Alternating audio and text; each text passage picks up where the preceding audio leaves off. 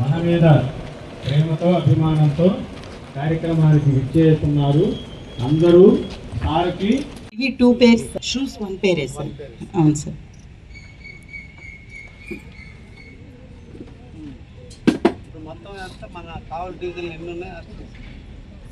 ఇప్పుడు కావలి టౌన్లో వచ్చేసి 6 ఉన్నాయి సార్.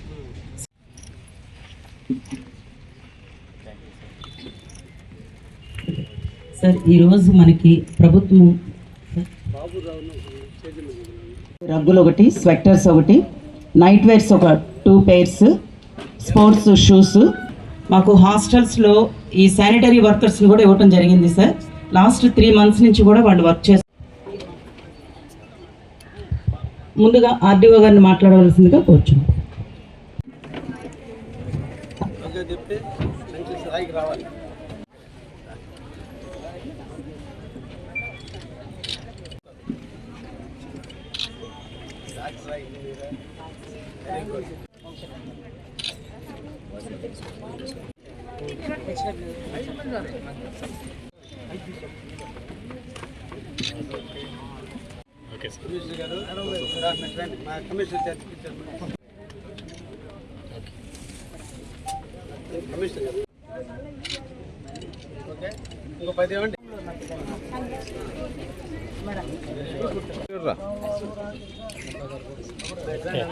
నమస్కారాలు. సోషల్ వెల్ఫేర్ విద్యార్థులకి బ్యాగులు, కిట్లు పంపిణీ కార్యక్రమానికి ఇక్కడికి విచ్చేసినటువంటి గౌరవ ఆర్డీఓ గారు, మున్సిపల్ కమిషనర్ గారు, రెడ్ క్రాస్ ప్రతినిధులు, అదేవిధంగా పుర ప్రముఖులు, వార్డన్స్ అందరికి కూడా పేరు పేరున ధన్యవాదాలు తెలియజేస్తూ, ఇక్కడికి విచ్చేసిన 6 హాస్టల్స్ నుంచి విచ్చేసినటువంటి విద్యార్థులందరికీ కూడా అభినందనలు తెలియజేస్తూ, విద్యార్థులందరూ ఎందుకో యూనిఫామ్లో రాలా. మీ చేతికి యూనిఫామ్లు ఇంకా రాలేదా? వచ్చాయా? వార్డన్స్ అందరూ వాళ్ళందరినీ యూనిఫామ్తో తీసుకురావాలి కదా. సగం మందిని యూనిఫామ్స్ ఇచ్చారు, సగం మందికి యూనిఫామ్స్ అందలేదా? ఇంకా వీళ్ళంతా కాలేజ్ స్టూడెంట్సా? నన్ను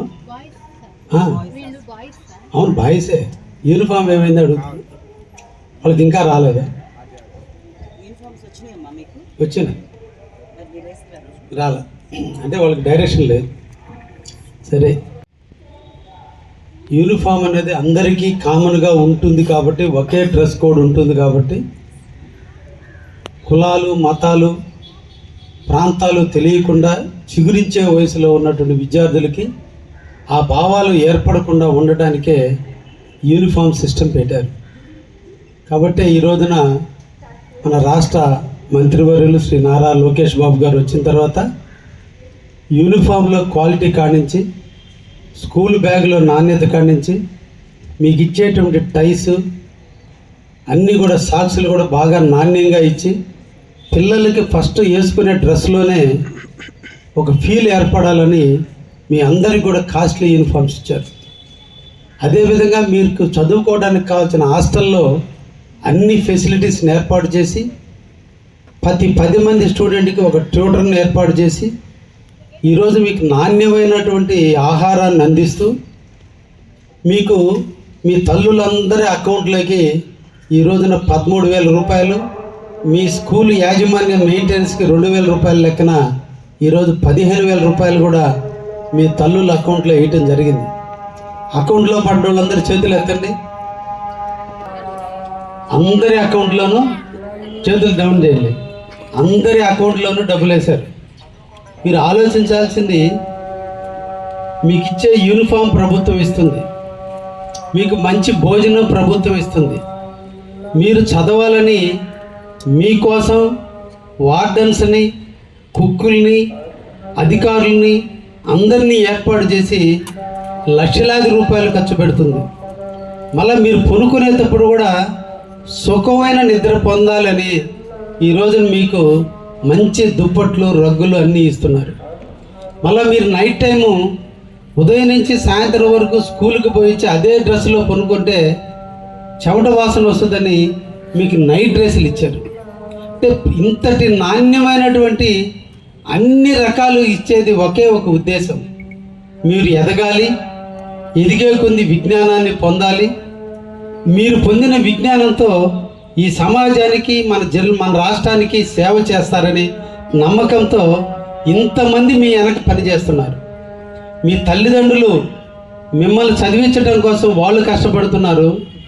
మీరు ఉన్నతమైన చదువులు చదివి మన ప్రాంతానికి, మన భాషకి, మన దేశానికి పేరు తెస్తారని ప్రభుత్వాలు పనిచేస్తున్నాయి. అందరూ కలగలిపి మీ మీద ఎంత ఖర్చు పెడుతుందో మీరు ఆలోచించండి. ఎంతమంది విద్యార్థులు ఉంటే అంతమందికి 15,000 రూపాయలు, దాదాపు 3 నుంచి 4,000 రూపాయలు విలువ చేసేటువంటి మీ యూనిఫామ్లు, అదేవిధంగా మీ పాఠ్య పుస్తకాలు, రోజు 3 పూట్ల హాస్టల్లో మీ భోజన ఖర్చులు, మిమ్మల్ని సంరక్షించడానికి దాదాపు 75,000 నుంచి 1,00,000 రూపాయలు మీ ప్రభుత్వం మిమ్మల్ని ఖర్చు పెడుతుంది మీ మీద. ఎందుకంటే మీ తల్లిదండ్రులు పడ్డ కష్టాలు మీరు పడకూడదని.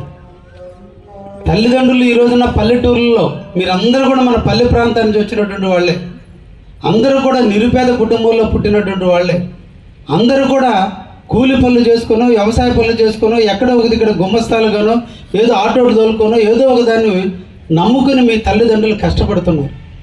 వాళ్ళ తల్లిదండ్రుల యొక్క ఉద్దేశం ఒకే ఒక ఉద్దేశం, మేము పడ్డ కష్టాలు మా బిడ్డలను పడకూడదు, మేము తిన్నామో తినలేదో ఈరోజు నష్టపోతున్నామో, ఇబ్బందులు పడుతున్నామో, ఏదో ఒక బాధలు అనుభవిస్తున్నాం, రేపటి రోజున మా బిడ్డలు ఇటువంటి బాధలను ఎదుర్కోకూడదు, వాళ్ళు చదువుకోవాలి, చదువు ద్వారా ఉద్యోగాన్ని పొందాలి, చదువు ద్వారా ఒక వ్యాపారాన్ని పొందాలి, చదువు ద్వారా ఏదో ఒక వృత్తిలో వాళ్ళు నైపుణ్యతను పొంది సాధించాలి, జీవితంలో ఒక ఉన్నత స్థాయికి రావాలని మీ తల్లిదండ్రులు కన్నగని, తల్లిదండ్రులు మీ మీద ఉన్నటువంటి ప్రేమని పక్కన పెట్టి, మీ భవిష్యత్తు కోసం మిమ్మల్ని దూరంగా పెట్టి ఈరోజు ప్రభుత్వానికి అప్పచెప్పి, మీ తల్లిదండ్రులు మీ ఇంటి దగ్గర మిమ్మల్ని చూడకుండా కూడా ఉంటూ, చిన్న చిన్న వయసులో ఉన్న మిమ్మల్ని నిరంతరం కూడా వదులుకొని మీకోసం మీ తల్లిదండ్రులు అక్కడ కష్టపడుతున్నారంటే దీని అంతటికి ప్రధానమైనటువంటి కారణం మీరు ఎదగాలి. అదేవిధంగా ఈరోజు వార్డెన్స్ కావచ్చు, లేదంటే మీ క్లాస్ టీచర్స్ కావచ్చు, అందరూ కూడా కోరుకునేది మీరు బ్రహ్మాండంగా ఎదగాలని. ఈరోజు ముఖ్యమంత్రి శ్రీ నారా చంద్రబాబు నాయుడు కావచ్చు, ఈ రాష్ట్ర ముఖ్యమంత్రి అయినటువంటి నారా లోకేష్ బాబు కావచ్చు, ఈ సోషల్ వెల్ఫేర్ మంత్రి అయినటువంటి మొన్నటి రోజున ఇక్కడికి వచ్చిన బాల వీరాంజనేయులు కావచ్చు, అందరి యొక్క దృక్పథం ఏ ఒక్క పేదవాడు కూడా ఉన్నతమైన స్థాయికి రావాలి, ఏ ఒక్కడు కూడా వెనకబడకూడదని చెప్పి ఇన్ని మౌలిక సదుపాయాలు మీకు కల్పించడానికి అందరూ కృషి చేస్తున్నారు. ఈ రోజున మీరు దాన్ని పునికి పుచ్చుకొని ఇంతమంది ఆశయాలు, ఇంతమంది ఆలోచనలు, ఇంతమంది మా కోసం పరితపిస్తున్నప్పుడు మేము చేయాల్సింది ఒకే ఒక కర్తవ్యం, కష్టపడాలి. ఈరోజు ఈ హాస్టల్లో ఉన్నటువంటి వాళ్ళందరి వయసులో కూడా ఈరోజు 10 సంవత్సరాల వయసు దాటింది మీ అందరికీ కూడా. ఇంక మీరు బాగా చదివితే ఇంకొక 15 సంవత్సరాలు చదువుతారు. 25వ సంవత్సరం వచ్చే నాటికి మీరు డాక్టర్లు అవుతారో, ఇంజనీర్లు అవుతారో, లేదంటే ఐఏఎస్లు పాస్ అవుతారో, ఐపీఎస్లు పాస్ అవుతారో, ఏదో ఒక డిగ్రీ పూర్తి చేసుకుంటారు 21 సంవత్సరానికల్లా. 21 సంవత్సరం తర్వాత మాస్టర్ డిగ్రీలు పొందుతారు. ఆ తర్వాత మీ జీవితానికి మీరే దారులు ఏర్పాటు చేసుకోవాలి. ఈరోజు మీకు నిరంతరం గైడెన్స్ ఇవ్వడానికి ఇంతమంది ఉన్నారు. ఎప్పుడు ఏం చదవాలి, ఎప్పుడు లేయాలి, ఎప్పుడు ఏ పాఠం చదవాలి, ఎప్పుడు ఏ విధంగా ఉండాలి అన్నీ నేర్పుతుంది ఈరోజు మీకు అధికారులు రూపంలో కానీ మీ తల్లిదండ్రులు.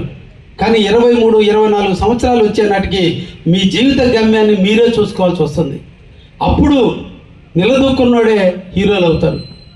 అందుకని ఇప్పటి నుంచే మీరు ఒక ఆలోచన రావాలి. మేము జీవితంలో ఏం కావాలో ఒక ఆలోచన మీకు రావాలి. నిరంతరం మన పక్కనే ఉన్న హాస్టల్లో పక్కనే ఉన్నటువంటి మన ఆర్డీఓ గారిని చూసి ఒక ఇన్స్పైర్ కావాలి, మీ వార్డును చూసి ఒక ఇన్స్పైర్ కావాలి, మీ క్లాస్ రూమ్లో పాఠాలు చెప్పే మీ టీచర్స్ నుంచి ఒక ఇన్స్పైర్ కావాలి. ఏదో ఒకరోజు నేను కూడా అలా టీచర్ కావాలి, నేను కూడా విద్యార్థులకు పాఠాలు చెప్పాలని టీచర్ని చూసి కొంతమంది ఇన్స్పైర్ అవ్వాలి, ఆర్డీఓని చూసి కొంతమంది ఇన్స్పైర్ అవ్వాలి. ఏదో ఒక దాన్ని మీరు సెలెక్ట్ చేసుకోవాలి. ఇప్పటి నుంచి కళలు కనాలి. ఆ కళలను నేను సకారం చేసుకోవడం కోసం, ఆ కళలను నెరవేర్చడం కోసం నిరంతరం కూడా మనం ఆలోచన చేయాలి. పాఠ్య పుస్తకాలలో పాఠాలే కాకుండా నిజ జీవితంలో ఉన్నటువంటి లక్షణాలు కూడా అలవరుచుకోవడానికి ఇప్పుడే మీకు అంకురార్పణ కావాల్సినటువంటి వయసు కూడా ఇదే స్టార్ట్ అవుతుంది. కాబట్టి ఇప్పుడు మీరు ఆనందాల వైపో, ఫ్రెండ్స్ వైపో, ఇతరులకి హేళన చేసేట వైపో, ఇతరులను అవమానించేటైపో ఈ ఆలోచనలు పక్కన పెట్టి మీ జీవితానికి కావాల్సినటువంటి లక్షణాలను అలవర్చుకోవడంలో మీరు తప్పకుండా ముందుకు పోవాల్సినటువంటి అవసరం ఉంది. ఈరోజు మనందరూ కూడా ఈ వార్డుల కానించి, మీ తల్లులు కానించి, మన అక్కల కానించి, మీరు కానించి ఈరోజు మీరు మెడలో పెట్టుకునే బంగారం కూడా ఒక మట్టిలో మాణిక్యమే. అది కూడా మట్టిలో దొరుకుతుంది. మీ జీవితం కూడా మన మట్టి లాంటిదే. దాన్ని కూడా సాధన పెట్టారు. కొన్ని వేల డిగ్రీల దగ్గర ఆ మట్టిని కరగేశారు. ఆ కరిగితే అది ఆభరణంగా తయారైంది. ఆ కంసలవాడు ఆ ఆభరణంగా తయారు చేయాలంటే కొన్ని లక్షల ఉలి దెబ్బలు తగిలితే ఆ ఉలి దెబ్బలు తగిలిన పాపానికి అది మంచి ఆభరణం అయింది. మీ మెడలో అందమైన ఆభరణంగా ఉంది. మీరు కూడా మీ జీవితం ఒక ఆభరణంగా మలుచుకోవాలంటే కష్టాలు వస్తాయి, ఇబ్బందులు వస్తాయి, పడిపోవడం ఉంటుంది, ఓడిపోవడం ఉంటుంది, మోసపోవడం ఉంటుంది, అవహేళన ఉంటుంది, ప్రయత్నంలో విఫలమవటం ఉంటుంది. అన్నీ జరిగినా కూడా అంతిమ లక్ష్యం ఒకటే, ఏదో ఒక రోజు నాకు ఉజ్వలం భవిష్యత్తు వస్తుంది. దానికోసం ఎన్నిసార్లు పడ్డా పర్లేదు, ఎన్నిసార్లు ఓడిపోయినా పర్లేదు, కానీ అంతిమ విజయం నాకు వర్తిస్తుందనే ఒక దృఢ సంకల్పంతో మీరు ఎదగాల్సినటువంటి అవసరం మీ అంతరాయం ఉంది. అదృష్టం అనేది ఈ డిక్షనరీలో లేదు. దేవుడు కాళ్ళు, చేతులు, ముక్కు, నోరు అందరికీ ఇచ్చాడు. క్లాస్ రూమ్లో 20 మందికి పాఠాలు చెప్పినా, 40 మందికి పాఠాలు చెప్పినా, 50 మందికి పాఠాలు చెప్పినా, పాఠాలు చెప్పే గురువు ఒక్కరే. వినేటువంటి విద్యార్థులు 50 మంది అయినా ఒకరు మాత్రమే ఫస్ట్ క్లాసులో పాస్ అవుతున్నారు, ఒకరేమో వెనకబడిపోయి ఫెయిల్ అవుతున్నారు. ఎవరిది లోపం? తల్లిదండ్రుల పెంపకంలో లోపమా, లేదంటే పాఠాలు చెప్పిన గురువులో లోపమా? ఒక్కసారి మీరు ఆత్మ పరిశీలన చేసుకుంటే లోపం ఎక్కడో లేదు, మనలో ఉందన్న ఆలోచన రావాలి. ఎందువల్ల వచ్చింది ఆ లోపం అంటే మనం కాన్సన్ట్రేషన్ చేయటం లేదు, అవసరంలో కాన్సన్ట్రేట్ చేస్తున్నారు. అవసరంలో దాని మీద శ్రద్ధ వహిస్తున్నాడు, మనం శ్రద్ధ వహించడం లేదు. మనం పక్క వాళ్ళతో స్నేహాల వైపు పోతున్నాం, అవతల వాడు స్నేహాన్ని పక్కన పెట్టి ఎదగడానికి తాపత్రయపడుతున్నాడు. కాబట్టి విజయం వాడి కాళ్ళ దగ్గర అదృష్టంగా వరించింది. ఆ అదృష్టం మనకు కూడా వరించాలంటే మనం కూడా మన శరీర ఆకృతిని మార్చుకోవాలి. ఎదుటి వాళ్ళ గురించి ఆలోచించేదానికంటే మన జీవితానికి ఎదుగుదలకు కావాల్సిన ఆలోచనల్ని మనం పెంచుకొని, పాఠ్యపుస్తకాల్లో ఉండే పాఠాలను నేర్చుకుని, గురువులు చెప్పే పాఠాలు నేర్చుకుని, తల్లిదండ్రుల బాధలను ఎప్పుడు కూడా మనం నెంబర్ వేసుకుంటూ, ఈ రోజున ఒక్కసారి మీరు ఇళ్ళకి పోయినప్పుడు ఎండాకాలం సెలవుల్లో మీరు చూసి ఉంటారు, మీ తల్లి సరైన బట్టలు కట్టుకుందో మీకు చూసి ఉంటారు, మీ తండ్రి సరైన డ్రెస్సులు వేసుకున్నారో చూసి ఉంటారు, చినిగిపోయిన బట్టలు వేసుకుంటారు, ఐరన్ లేని బట్టలు వేసుకొని ఉంటారు. కానీ మిమ్మల్ని మటుకు మంచం మీద పొనుకోబెట్టి పుచ్చగిస్తున్నారు, వాళ్ళు కింద పనుకుంటున్నారు.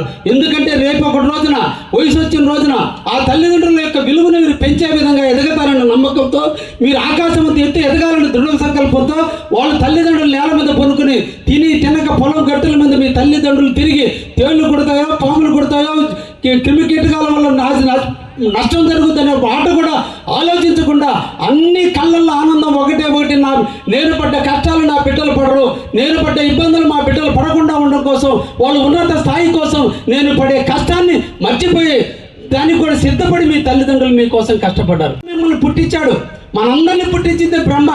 మీ తల్లి మిమ్మల్ని కన్నది, మీ తండ్రి మిమ్మల్ని తపనపడుతున్నాడు మిమ్మల్ని ఎదగడానికి.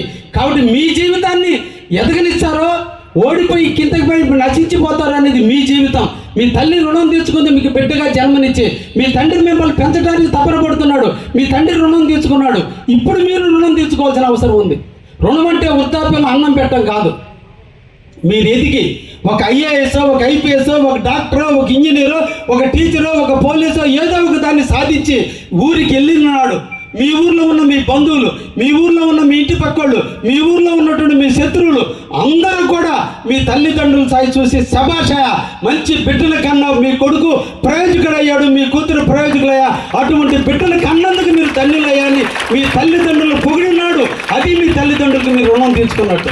ఆ రుణం తీర్చుకున్న వ్యక్తే పరిపూర్ణమైనటువంటి మనిషి.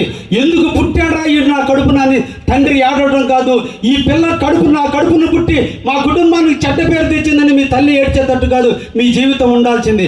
మీ జీవితం 25 సంవత్సరాల తర్వాత మీ తల్లి తండ్రిని మిమ్మల్ని గట్టిగా అద్దుకుని శభాష్ బిడ్డ మా కష్టాలన్నీ మర్చిపోయేటట్టు చేసి ఈరోజు మమ్మల్ని ఊర్లో కీర్తిమంతులుగా అందరూ పొగిడే విధంగా నువ్వు ఎదిగినందుకు శభాష్ బిడ్డ అని చెప్పి మిమ్మల్ని ముద్దాడతారే, అది నిజమైన జీవితం. ఆ జీవితం ఏర్పడాలంటే ఈ 15 సంవత్సరాలు మీరు కష్టపడండి, ఫ్రెండ్స్కి దూరంగా ఉండండి, అలవాట్లకు దూరంగా ఉండండి, వ్యవసాయాలకు దూరంగా ఉండండి, అన్నింటినీ వదిలిపెట్టి ఈ రోజు పడే మీ బాధలు, ఇప్పుడు ఓడిపోతే ఎలా ఓడిపోయామో ఇంకొకసారి ఓడకుండా ఎలా ఉండాలో నేర్చుకోండి. మోసపోతే ఇంకొకసారి జీవితంలో మోసపోకుండా ఎలా ఉండాలో నేర్చుకోండి. అన్నీ కూడా పాఠ్యపుస్తకాల అంశాలే కాదు, ఎదుగుతునే కొంది మీ ఆలోచన పరిపక్వతతో వచ్చే లక్షణాలను కూడా మీరు క్రమశిక్షణగా మార్చుకోగలిగితే తప్పకుండా తప్పకుండా మీ అదృష్టవంతులు అవుతారు. ఎవ్వరు దురదృష్టవంతులు ఉండరు. దేవుడు కాళ్ళు, చేతులు, ముక్కు, నోరు అందరికి ఇచ్చారు. కానీ ఈరోజు మేమందరం గెస్టులుగా వచ్చి మీకు పాఠాలు చెప్తున్నాం. రేపటి రోజున మీరు కూడా గెస్ట్గా వచ్చి ఇదే ప్లేస్లో కూర్చొని మీరు విద్యార్థులకి స్పీచ్ ఇచ్చే స్థాయికి ఎదగడానికి మీరు తపన పడాల్సిన అవసరం ఉంది. కాబట్టి ఆ విధంగా మీరు మీ జీవితాన్ని మలుచుకొని మీకోసం మీరేమనుకుంటున్నారంటే ఏం చేస్తున్నారు అనుకున్నా, మీకోసం ప్రభుత్వం కోట్లు ఖర్చు పెడుతుంది. వేల లక్షల రూపాయలు జీతాలు ఇచ్చి వాటర్స్ కానించి, కుక్కులు కానించి, తబర్లు కానించి కొని వండి మీకు అన్నం పెడుతుంది. మీ తల్లిదండ్రులు కష్టపడుతున్నారు, యూనిఫామ్స్ ఇస్తున్నాం, పుస్తకాలు ఇస్తున్నాం, భోజనాలు పెడుతున్నాం. ఇన్ని కోట్ల ఖర్చు పెట్టి మీకోసం, మీ ఎదుగుదల కోసం పాటు పడుతున్నప్పుడు మీరు మీ జీవితాన్ని మలుచుకుంటారని మనసారా మిమ్మల్ని అందరినీ కూడా ఆశీర్వదిస్తూ సెలవు తీసుకుంటున్నా. Thank you.